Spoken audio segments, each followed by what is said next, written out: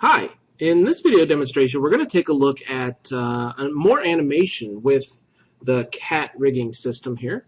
So we're going to take a look at cat motion and how we can get our 3D characters moving as it pertains to walking, running, sneaking, stuff like that, the typical walk cycle animation very quickly with some procedural techniques that are built into the cat system.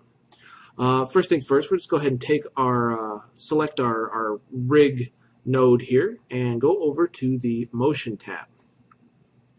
Now, this is a great way to test your rigs, make sure that the skin is following the bones and all that stuff really quickly. But it's also great and very useful for doing some finished animation when they are talking about character walks. And this works with characters with 2 legs, 4 legs, 8 legs, 112 legs. All the same. So all of this stuff is procedural, so it's all built in, and we can just kind of get started and get our characters moving about as fast as possible here. Just like anything, we're going to need to come over to our motion tab here, and we need to be able to get out of setup mode and turn on animation mode. In order to do that, we need to add a layer. We're going to come down here to the button that says ABS, looks like a little green sphere over a blank page here, and we're going to click and hold. We've got 4 different types of layers. The first one is an absolute layer. For most of our animation, that's probably what we're going to use. The second 2 are adjustment layers, and we'll get to those here in just a little bit. And the very last one with this little green stick figure guy running here is our cat motion layer. So we're going to go ahead and select that one first off, and it'll add a cat motion layer here to our layers. Now that we've got a layer, we can go ahead and hit this red button up here that changes us from setup mode to animation mode, and you'll see your character immediately change position. If we go ahead and hit the play down here on our playhead, you can see that your character is already walking, albeit very zombie-esque and not a good walk cycle, but he's moving right off the bat. This is fully refinable, however, so we're going to kind of come in here and try to clean him up a little bit and get him walking a little bit less like Frankenstein, a little bit more like, I don't know, some determined-looking male, scrawny cartoon character here. You'll notice that once you've added a cat layer, a new button appears, and it's this little guy that looks like a paw print here, this nice big green button. And that's our cat motion editor. Go ahead and click that button to say OK. And it'll bring up your cat motion editor, your dialog box for all of these settings. Right off the bat, it puts you at the cat motion presets. We do have some presets in here. We'll take a look at those a little bit later. But for right now, let's take a look at what all these settings actually do for us. The next one down is our globals, and this is our pacing, our timing for this walk cycle. And you'll notice that I can kind of move him over to the side here so we can see our thing here. And I can go ahead and play, and we can adjust this stuff in real time here. We've got our start and our stop time. I'm going to go ahead and reduce the end time to 24. We're going to do a march time 24 frame walk cycle here just to get us going. And what that's going to do is give us keyframes between frame 0 and 24. Just for safety's sake here, I'm going to actually change the timeline down here as well by coming down to my time configuration button here in the bottom right corner. And we're going to change the end time there to 24 while we work on this sucker. And if we go ahead and hit play, it'll just loop between frame 0 and 24. And that way we're not looking at any extra keyframes for no good reason. The next setting down is going to be our stride parameters, and we've got a max step time. I'll probably end up matching this to 24 since we do want march time. Know that in the future, if you want your character to walk slower, you can raise this, but you're also going to need more keyframes. So 24 ain't going to do it if you want a nice super slow, let's say sneak cycle or something like that. You can also get your character to walk faster, and we can bump this up to 12 here and maybe get something closer to a run cycle. We'll go ahead and put that right back to matching. So between frame 0 and 24, we have our maximum step, one with the left and one with the right. Underneath there is our stride length, and this works with our max step time to determine how quickly our character is walking. If I reduce this to something crazy like 40, you'll see our character immediately starts giving these little baby steps, kind of tiptoe stuff. If I increase this, maybe 250, you'll see that our stride is even too long for our character's legs. So he starts going super Frankenstein here, and he's stretched out to the end. What we default with is 160. That's looking okay, maybe 120, and this is where you can start to define, and there our legs are bending a little bit nicer. Maybe we'll leave it at about 120. You've also got control. You won't be able to change the velocity because that's dependent on these two here, but you do have control over direction. If I want my character to start doing a backward walk, I can 180 degrees in the other direction, and he'll start walking backwards. If I will do a 90 degrees, he'll start sidestepping. So this is kind of a very super cool, quick way of getting different walk cycles, especially for those of us working in the video game industry and stuff like that. We can kind of get all of our sidestep walk cycles, our dodge walk cycles, our strafe walk cycles, etc., all really quickly with these tools. You might also be able to give your character a little hitch in his step just by doing a little bit of a direction change. So he'll get maybe a little limp in there or something. We'll go ahead and put this back to 0 to keep going.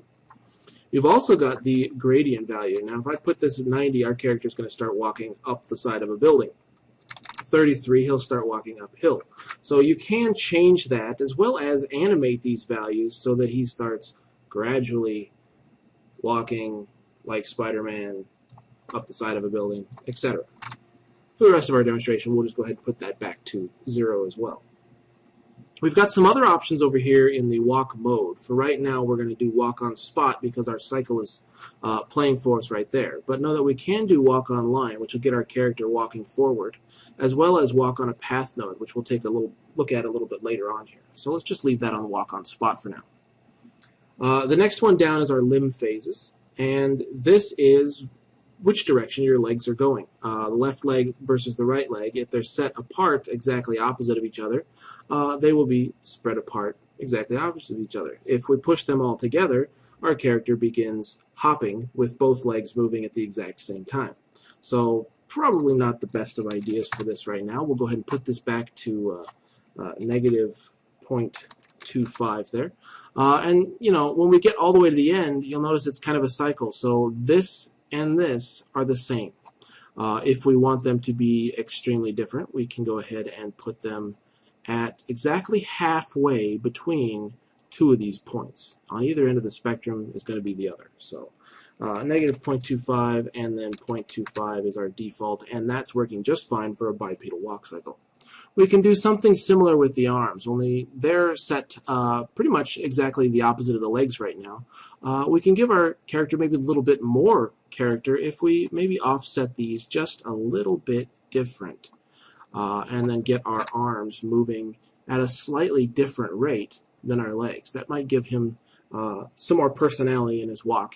Sometimes you'll want him walking perfectly, other times you'll want him to have almost that kind of, he's favoring one side over the other, and gives him a little bit more of that limpy look as well. We'll go ahead and put these back though. 0.25, whoops, 0.25, and a negative 0.25 to get him going opposite.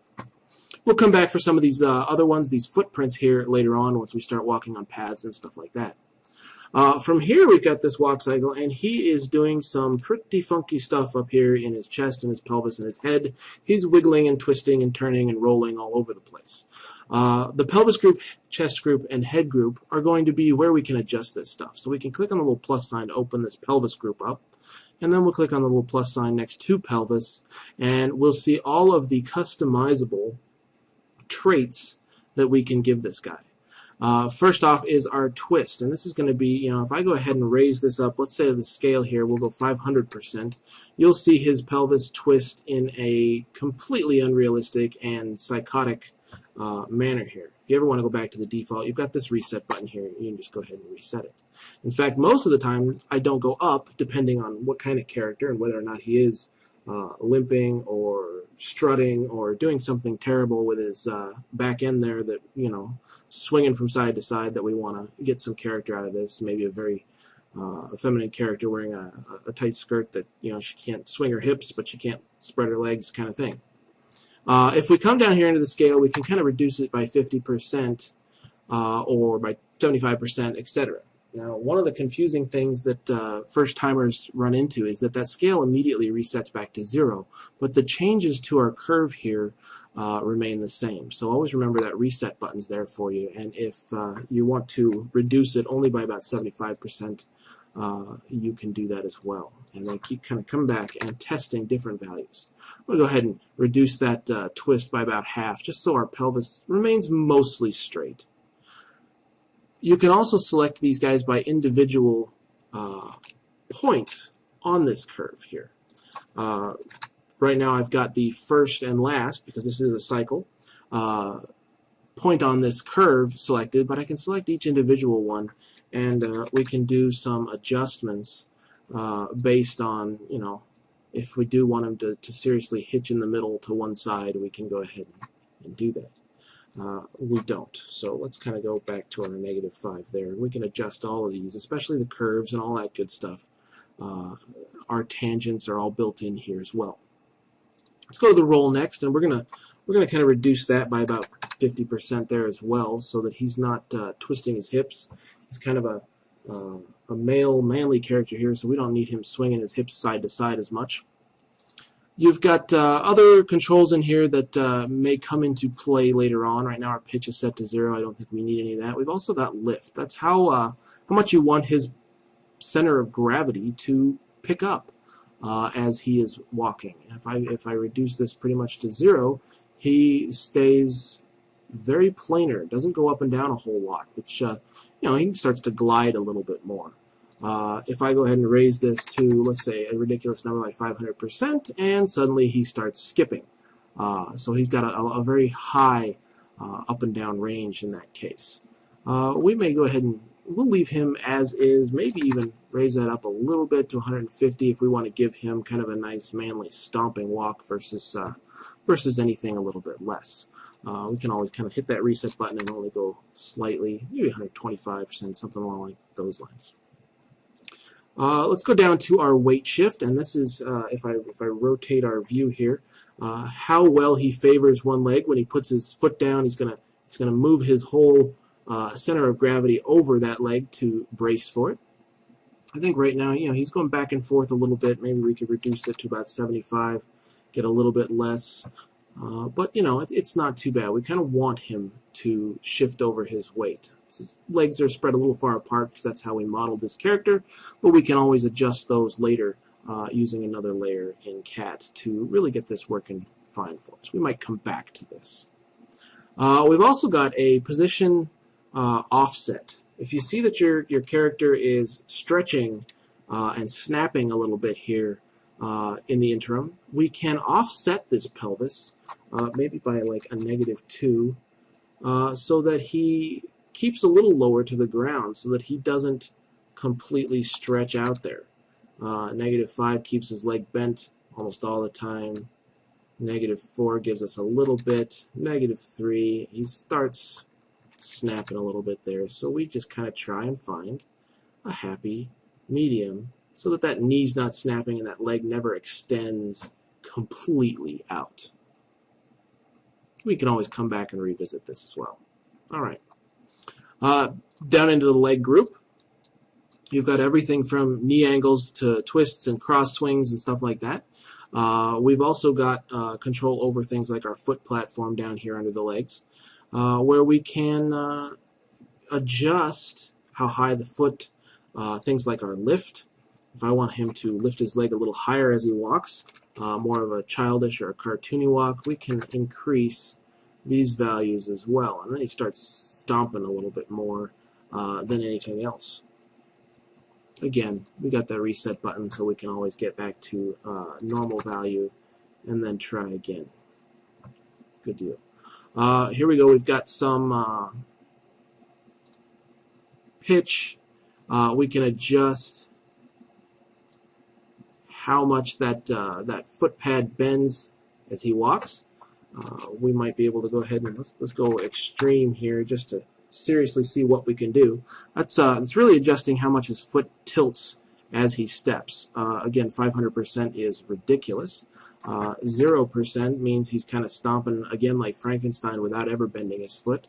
And then somewhere in there, around 200, we can get a little bit more of a foot bend, and we can start adjusting. Get that really rounded out rolling step rather than anything like pick up, put down, Frankensteinian. Again, all of these things, go ahead and play with as you will. If you want your foot to twist a little bit or roll side to side as he walks, all of these things are perfectly customizable. Go ahead and minimize these guys here in the pelvis group. And let's go down to the chest group, where we've got control over his chest and arms. Again, he's kind of twisting quite a bit here, so I'm going to go ahead and reduce maybe down to 50% on that twist for the chest and the roll as well. So maybe he stops with the shoulder swing quite so much. We've also got the ability for lift here as well, and if I want him to hold his chest a little bit straighter, we can reduce that. There we go. We've also got the weight shift and some position rotations and position and rotation offsets here. If, let's say, I want him a little bit more leaning forward when he walks, we can kind of play around with, let's say, the Z rotation here and the Z position here. You can kind of have him tilt to one side. That's ridiculous, but it's there in case you really want to give this character a little bit more. Let's go with about 5 in the Y and maybe 10, just so he leans a little bit further forward when he walks. 15, there we go. So he's got more of a determination as he goes here. Good. And down to our arms. This is where we have, if I kind of back out here and take a look at what our animation is doing in the top viewport, turn on shaded mode here. The bend, we can scale up to about 500 just to see the extreme. It's going to be at the elbow there. So now he's flapping his arms like a chicken. We don't want that, so let's reset. Casual bend as he swings his arm is probably good enough. I'll usually kind of leave this alone unless I really want to give him some serious character. Twist, same idea. That's how much he's going to twist from the shoulder as he swings his arm. 500 is a little extreme. 100, you know, we're going crazy here. So I'll reset. And maybe, you know, depending on how much I want him to really kind of curve his arms there. There we go. Maybe 200 is right for this character.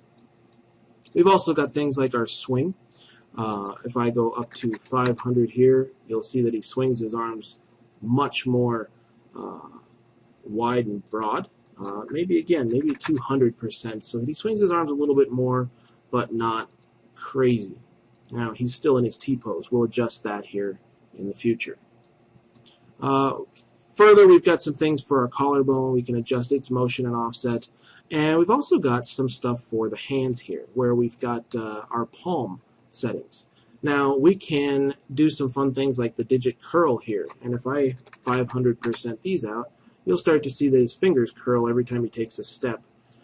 So we can really kind of get some fanciful, you know, little girl skipping as she curls her fingers and almost dances there. So we'll leave him at about 100% just to get a little bit of motion in there. We've also got the hand twist and flop values. If I don't want him to twist his hands so much, we can reduce those, as well as those flopping around values, X and Y, if we don't want him to swing at the wrist quite as much. Lastly, we've got our head group. Open that up, and here's our head, and right now he's doing this almost I'm kind of drunk look here with his head swaying back and forth a lot. So again, we'll probably reduce that twist and that roll. I'm going by about 50% just to see how it works, and maybe even that lift down to about 75 until his head remains a little bit more straightforward. We can go extreme on these things as well. If I reset this and go 500 on our twist, he's a bobblehead going back and forth. Go back to about 50% there. Again, with our roll, see the extremes, and then decide what you want to do with it. And now his neck is almost disjointed there, so we don't want that. We'll go back to about, oops, not 500, but 50% there. And our lift as well, how much he's going to raise his head up when he takes a step. But we're starting to see a little bit more character in this right now. We can always revisit these settings after we do the next portion of this demonstration, which is let's get him out of this T-pose and maybe bring his legs in a little closer so that he's not walking like wide-step zombie here. I'm going to go ahead and close the editor for right now. And what we're going to do is I'm going to select the available in our layers here, and we're going to add another layer. We've got these other two down here that say +L and +W. One's for local and the other is for world. Let's add a local adjustment layer. Okay, and let's stop our playback here. Our adjustment layers allow us to turn on our auto key and add to the original layer. So if I want to start him out, let's say, with his arms to his side, I'll turn on my auto key, grab that arm, and rotate it down to his side so that he's no longer in this T-pose with his arms straight out to the side trying to take off and fly away. He will remain that way even though his arms are continuing that cat motion movement here. So that's a great way. We'll just go back to frame 0 and we just start with it by adding a keyframe at the beginning, keep your arms at your side, and go from there. Adjustment layer also allows us to change some things that are a little wonky, like our leg position in here at the moment, as well as maybe our foot pad steps. Now he's kind of across from each other, and we don't want him to. I want his leg to be fairly straight up and down at this point. And then this one can stay out there, but we might want to rotate this leg so that that knee is not disjointed, pigeonholed on the inside there, but more straightforward. You'll probably have to set some keyframes at various positions. I like to go every 6 because it evens everything out here. And then we've got our position here. Our guy's foot may need a little bit of an adjustment to remain straight up and down. And then this guy, he doesn't need to pull his foot out quite that much. And then maybe also that leg can bend back in a little bit to straighten out. Let's go to about 12 here, and now the problem is on the other foot. We can go ahead and twist that out there and maybe move our foot contact a little bit more straight up and down and start to get this guy a little less wonky. And then once again, frame 18, every 6 frames or so here, I like to kind of adjust, maybe pull this foot in to a passing position that's a little bit more straight up and down. Go back to 12. That looks pretty good for all of this stuff. Now, remember that frames 0 and 24 are going to be the same. This is a cycle. So as he reaches frame 24, if it's drastically different from frame 20 or frame 0, you're going to get a instant jump back and forth, and it's going to look terrible. So what we really want to do when it comes to the last frame and the first frame is make sure they are the same thing. I can actually select my entire rig and copy over the keyframes by holding Shift and dragging over from 0 to 24 so that when he reaches this and then jumps back to frame 0, nothing strange snaps and happens like a crazy boogie troll going on here. Who knows? Got a little bit of sway in there because I changed the foot pad rather than the pelvis, but hey, for demonstration purposes, this is okay. If you don't like the adjustments you've made, you can hit this red X delete layer button, and we're just right back to where we started, where we have to make these things again. I'll go ahead and add that layer in again, just for good measure. Whoops, I want to select that available, and then add that layer in. And then once again, our auto key on, we can go ahead and make any changes. I'll do some fast ones here since I screwed it up just to show you the delete function. And we will get back on track. Again, I'm kind of going at frame 0. I may even decide to go ahead and do this pelvis over instead of the foot. Make it a little bit more like that weight shifted properly. And where we begin, a little bit more straight, and even bring that foot in just a bit. And we'll go to maybe all the way to 12 and do the opposite here.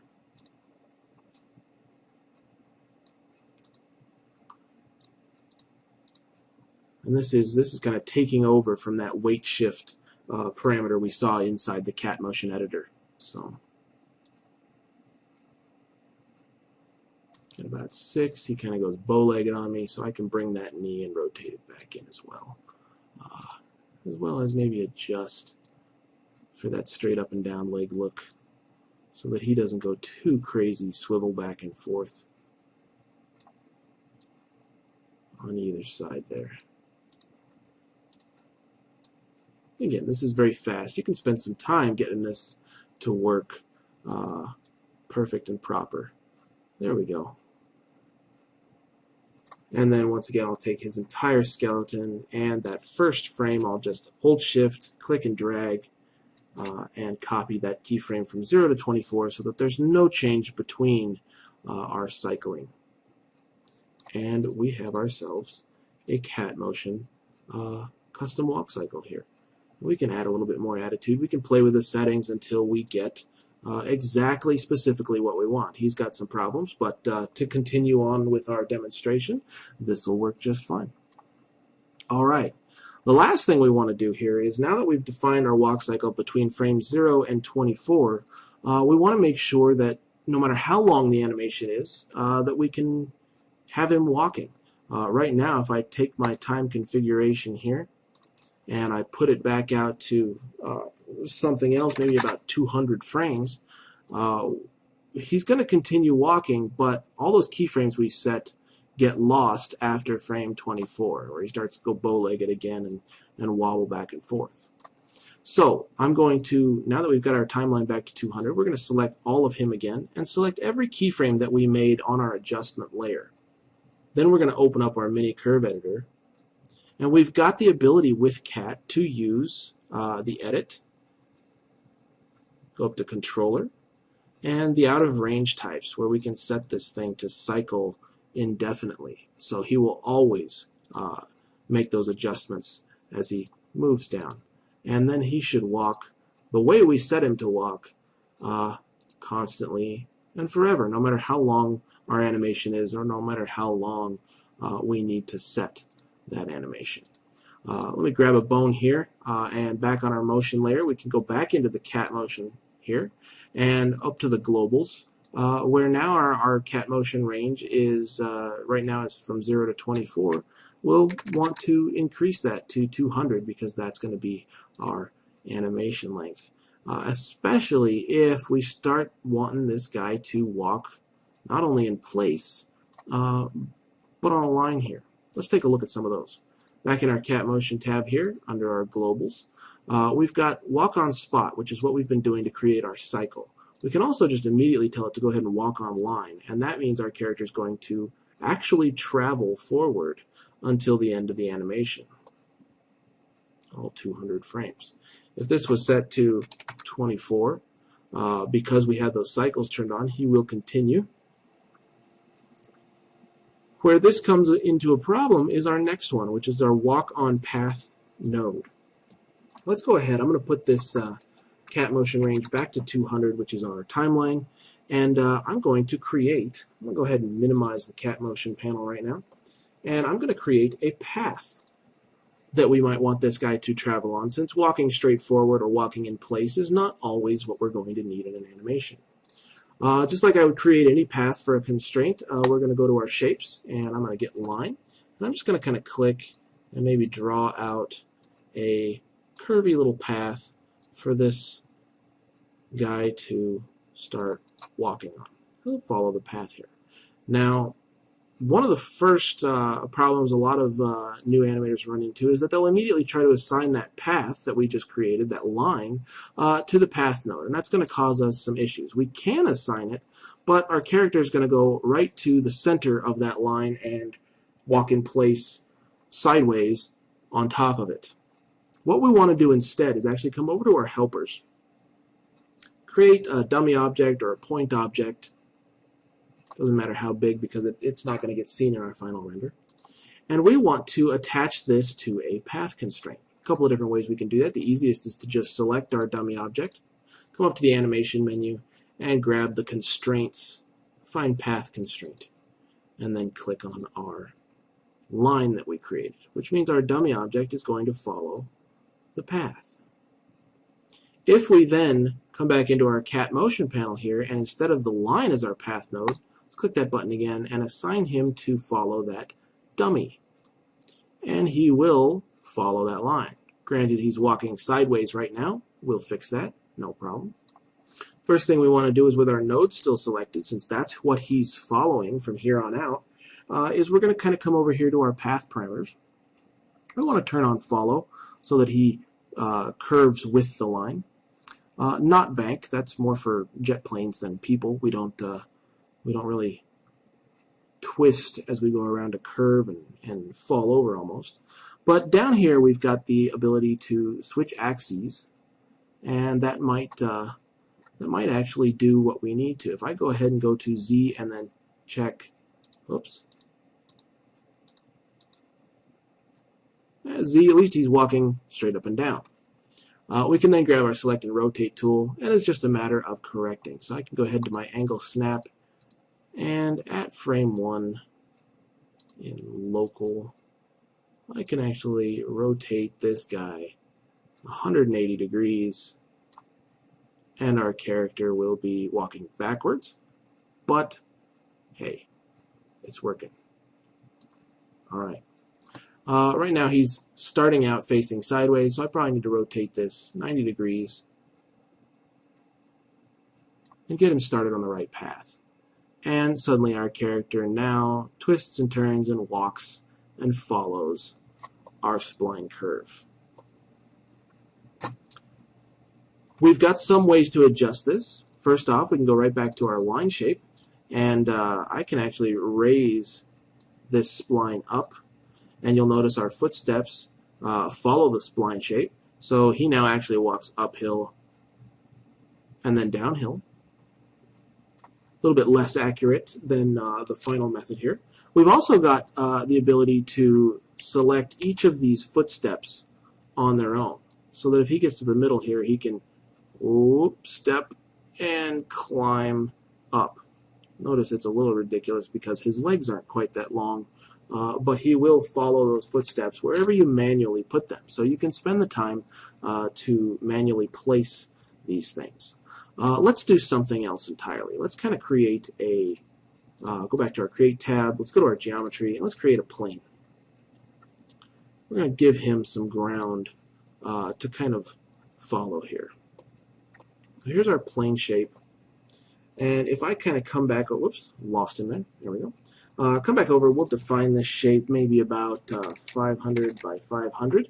And we'll give our length segments 20 by 20. And we'll just make it so that we can actually add some shape here. Actually, let's just do one. And we'll just make him walk uphill to start. Later on we can actually add valleys and noise and make some uneven ground, and he'll follow it just right as well, at least closer. Okay, so we want our character to start out walking on this plane, and then it will, we don't need quite that big, 250 there, 300, there we go. Now it's covering our footsteps. And I'm just going to kind of quickly do this. So I'm going to right click, convert to editable poly, and I'm going to select this final edge over here and turn on our saw selection. Increase it to about maybe there, and raise to create a hill in our ground plane. And I'll turn off saw selection and turn off that editable poly.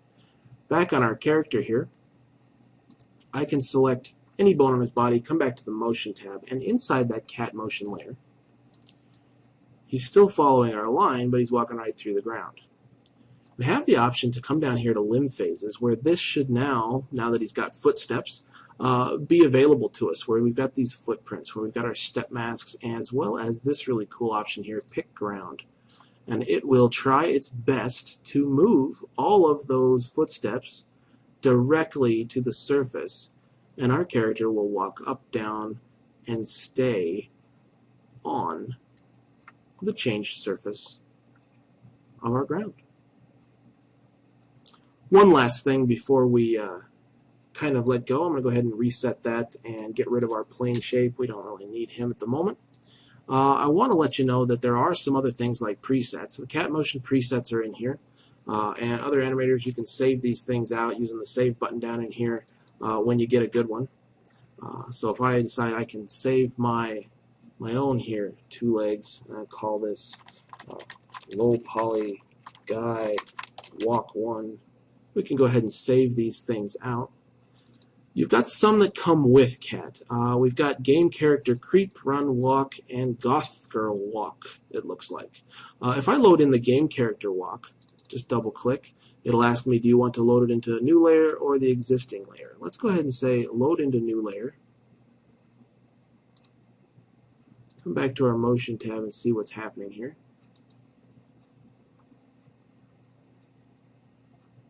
I'll need to get rid of my adjustment layer at this point because all those adjustments were made for the other walk cycle. And here we've got, we can actually do all of this here. Let's start fresh. Brand new cat layer, motion, 2 legs, game character walk. Load into the existing layer is fine then. And hit that animate button. We've got some presets that might work a little bit better. In fact, he's walking 100% better just by starting out with that game character walk preset that it gives us. Then we can go ahead and continue to adjust fully all the other globals and bones that we've got in here. This is also a good place for starting out, if you haven't done one yet, with a default or a preset that is going to work a little bit nicer for, let's say, a character running. And then we've got some absolutely wonderful beginnings for whatever character we've made, as long as it's 2-legged, because that's the only presets that we've got with cat, for a run cycle or a creep cycle. And we can get him started, then add our adjustment layer, bring his arms back to his side, just like we did before. So there you go, a kind of a quick look at cat motion, and we can get these characters moving quickly and fairly nicely. Go into our globals, tell it to pick our path node here again, and our game character will try its best to walk and run along our path. We might want to give him a little bit less time to journey because there we go. Run, run, run. Here we go. You can get these characters moving quickly with a few problems that need fixed, but all this procedural stuff helps you from having to do it all step by step and take a whole lot of time to get these characters going. Great way to test out your skins, make sure everything's following the bones properly, and all that good stuff, as well as to get a final walk cycle, run cycle, etc. All right.